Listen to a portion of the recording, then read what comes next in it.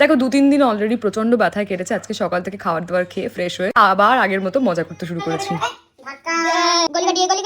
সব জামা কাপড় গোছাচ্ছিল দেখে আমি বললাম আমাকে কিছুটা দে, আমি হেল্প করি। তারপরে একটু দাঁড়ানোর চেষ্টা করলাম, কিন্তু এখন তো ব্যালেন্স একেবারেই পাচ্ছি না। আর এই পা ভেঙেছে বলে মুর্শিদাবাদ থেকে চলে এলো আমার মা আর মুম্মা মানে আমার জেঠিমা। মোটে 3 জন বন্ধু নিয়ে পিকনিক করবে বলে মা রাগাচ্ছিল।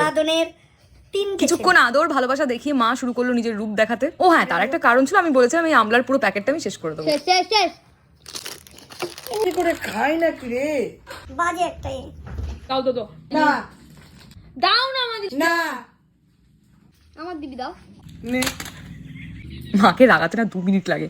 তারপর যাই হোক দেবজ্যোতি এলো। তারপর গল্প করতে করতে মা আর মুম্মা বলতে শুরু করলো কিছু অদ্ভুত অদ্ভুত নামের কথা। সেটা শুনে আমরা তো হেসে গড়াগড়ি। আমার পায়ে যদিও খুব যন্ত্রণা করছিল, কিন্তু ওদের এই কথা শুনে কিছুটা রিলিফ পাচ্ছিলাম। আমাদের বাড়ি রান্না করছে মাসির নাম উন্নতি আর বরের নাম সৌভাগ্য।